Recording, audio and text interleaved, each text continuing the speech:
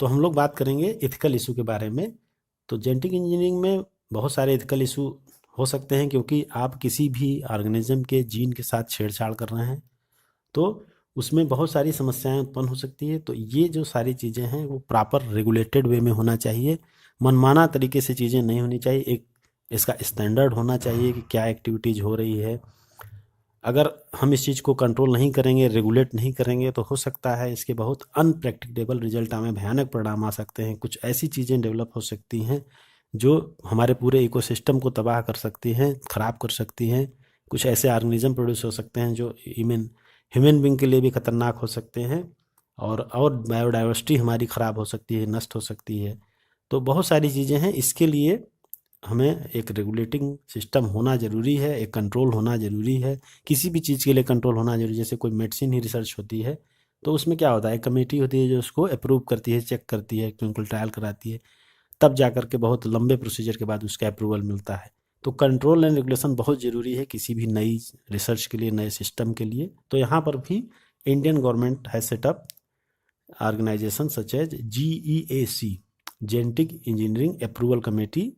India government ने एक बनाया जिसमें कि ये डिसीजन लिया जाता है कि जो जेनेटिकली मॉडिफिकेशन GM रिसर्च जिसको आप बोलेंगे, उसकी कितनी वैलिडिटी है एंड सेफ्टी कितनी है। जो उसके वजह से ऑर्गेनिज्म प्रोड्यूस हो रहे हैं, GM ऑर्गेनिज्म, वो कितने सेफ हैं, कितना पब्लिक के लिए यूजफुल हैं कि अनयूजफुल हैं, हार्मफुल हैं। इस चीज़ को कमेटी पूरा डिसाइड करती है, पूरा उसका एग्जामिन करती है कि वास्तव में जो GM रिसर्च हो रही है वो ह्यूमन रिसर्च के लिए, ह्यूमन पॉपुलेशन के लिए, ह्यूमन सोसाइटी के लिए यूजफुल है कि नहीं है, एनवायरनमेंट के लिए सेफ है कि नहीं है, उसके जो रिजल्ट हैं वो प्रेडिक्टेबल हैं कि नहीं है। ये सारी चीज़ें वो कमेटी देखती है, समझती है कि हाँ, इस रिसर्च को करने से ह्यूमन बींग्स को, हमारे इकोसिस्टम को, हमारे एनवायरनमेंट को कोई नुकसान तो नहीं है। अगर नहीं है तो फिर उसको आगे नहीं बढ़ाया जाएगा। तो modification usages of living organism for public services such as food and medicine source has. तो इसकी वजह से, क्योंकि आगे ये जो जितने फील्ड हैं, फूड है, मेडिसिन है, और भी हम लोग बहुत सारी चीज़ें देखे थे कि जेनेटिक इंजीनियरिंग के थ्रू कर सकते हैं कि नहीं, तो इसकी वजह से बहुत सारी समस्याएं उत्पन्न होती हैं। इसका एक एग्जांपल हम लोग देखते हैं कि बहुत सारी रिसर्च ऐसी हुई जैसे कि उसमें बहुत सारे प्रोडक्ट और टेक्नोलॉजी हैं जो कि यूज किया गया, उनके लिए पेटेंट करा लिया गया। जैसे जो चीज़ हमारे इंडियन सिस्टम में, इंडियन सोसाइटी में जो जेनेटिक मटेरियल थे, प्लांट्स थे या बायोलॉजिकल रिसोर्स थे, जो बहुत समय से जिनके बारे में हम लोग जान रहे हैं, उनको विकसित कर चुके हैं और यूज कर रहे हैं, बहुत सारे हमारे ट्राइबल्स में बहुत सारी चीज़ें यूज कर रहे हैं, तो उनको क्या किया गया कि उनको समझ करके उसको थोड़ा सा मॉडिफाई करके और उसका पेटेंट करा लिया गया, बहुत खास करके बहुत सारे जो डेवलप्ड कंट्री हैं उनके ज़रिए। तो ये एक बहुत बड़ी समस्या है जो कि जिससे कि बहुत बड़ा विरोध होता है इन चीज़ों का पब्लिक के द्वारा कि जो हमारी चीज़ थी उसको आपने अपना कैसे पेटेंट करा लिया। ये तो हम बहुत सालों से यूज करते आए हैं। जैसा कि हमारे देश में बासमती राइस के साथ हुआ, नीम के साथ हुआ, टर्मरिक के साथ हुआ, तो उसमें अमेरिका ने जैसे कि उनके कुछ प्रोडक्ट बनाए और उनका पेटेंट करा लिया कि नहीं ये हमने खोजा है और इसका कोई अगर यूज करेगा तो उसको हमें रॉयल्टी देगा। इस तरह का उन्होंने ज़बरदस्ती का एक पेटेंट कराकर हमारे ऊपर थोप दिया या सभी कंट्रीज के ऊपर, जबकि उस चीज़ को हम ऑलरेडी हमारे यहाँ जो हमारी एंशियंट बुक्स हैं उनमें वो ऑलरेडी मेंशन्ड है और हम यूज करते आ रहे हैं लंबे समय से। तो फिर उन्होंने फिर ये कहना कि ये हमने रुख खोजा है और हमारे को इसका रॉयल्टी मिलना चाहिए, हम इसके मालिक हैं, ये गलत है बिल्कुल। तो इस तरह से ये इसका जो ड्रॉबैक है इस पूरे जेनेटिक इंजीनियरिंग का, वो यही है कि कुछ आप नया करके पुरानी चीज़ को ही थोड़ा सा मॉडिफाई करके और आप कहें कि नहीं हमने इसको रिसर्च किया है। तो ये समस्या है जो इस तरह से आ सकती है। जैसे कि हल्दी के बारे में, टर्मरिक के बारे में हुआ था, तो फिर इंडिया गवर्नमेंट ने इसके लिए काफ़ी लड़ाई लड़ी, यहाँ के पेटेंट डिपार्टमेंट ने, तो फिर उसमें हम लोग की जीत भी हुई। हालांकि नीम के मामले में हम लोग उतने लकी नहीं रहे। तो इस तरह से हम देखते हैं कि बासमती राइस के ऊपर भी यही किया गया। बासमती राइस हमारे इंडिया में ऑलरेडी 2 लाख वैरायटी जो हैं वो मौजूद हैं, एस्टिमेटेड हैं, और उसमें से भी जो इंडिया में हमारे 2 लाख वैराइटीज ऑफ राइस हैं, और जिसमें से कि 27 बासमती की वैराइटीज हैं जो कि डॉक्यूमेंटेड हैं। तो अमेरिकन और ये सब जो डिस्क्रिप्शन है वो हमारे ऑलरेडी एंसेंट बुक्स में, फोल्केयर्स में, पोएट्री में मौजूद है कि हमारे यहाँ इस तरह से खेती होती है, इस तरह के धान होते हैं, इस तरह के चावल होते हैं। ये सब चीज़ें हमारे यहाँ सालों से यूज होती आ रही हैं। उसी बीच अमेरिकन कंपनी ने इसको एक बासमती राइस को एक ड्वार्फ कैटेगरी से उसका क्रॉस करा करके और ये कहा कि ये हमारी रिसर्च है, अब इसका जो प्रोडक्ट होगा वो हम पेटेंट उनका करा करके उन्होंने कहा कि हम ही इसको बेच सकते हैं, कोई इसको और यूज नहीं कर सकता है। तो इस तरह से एक पेटेंट वाली समस्या यहाँ पर उत्पन्न हुई।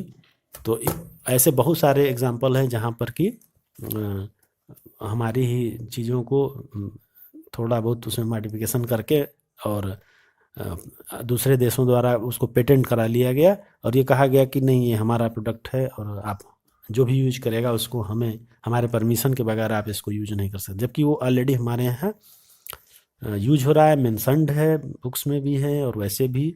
तो इस तरह से ये बहुत इसका बैड इफेक्ट है या ड्रॉबैक है इस सिस्टम का जो जेनेटिक इंजीनियरिंग में करते हैं हम लोग।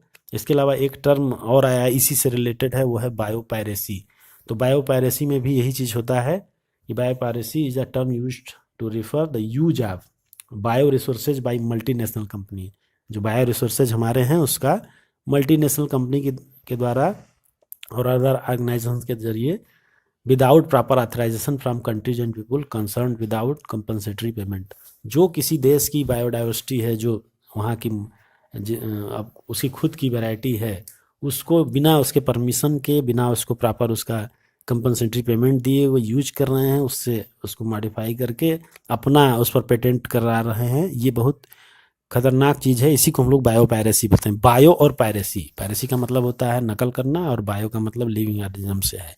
तो हमारे ही बायो रिसोर्सेज को थोड़ा बहुत उसमें दिखाने के लिए कि हाँ हमने इसमें ये चेंज किया और उसको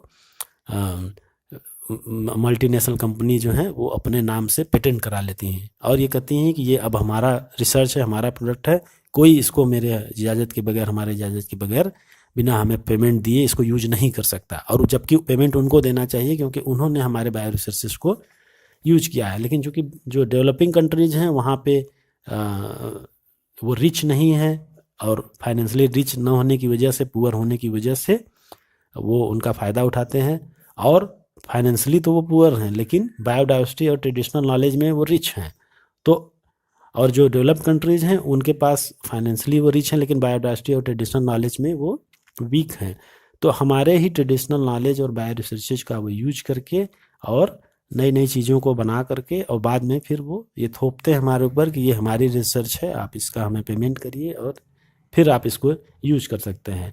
तो ये एक तरह का इनजस्टिस है, इनइक्विट ये, और उसके लिए वो प्रॉपर कंपनसेशन भी नहीं देते हैं। तो ये एक बहुत बड़ी समस्या है जो कि आज हो रही है। इंडियन पार्लियामेंट ने इसके लिए एक अमेंडमेंट बिल भी पास किया इंडियन पेटेंट बिल के नाम से, जिसमें कि इस चीज़ को कंसीडर किया गया कि इस तरह से जो चीज़ें हो रही हैं इसको रोक लगाया जाए और किस तरह से रोक लगाया जाए इसके लिए एक प्रॉपर कानून भी बनाया गया।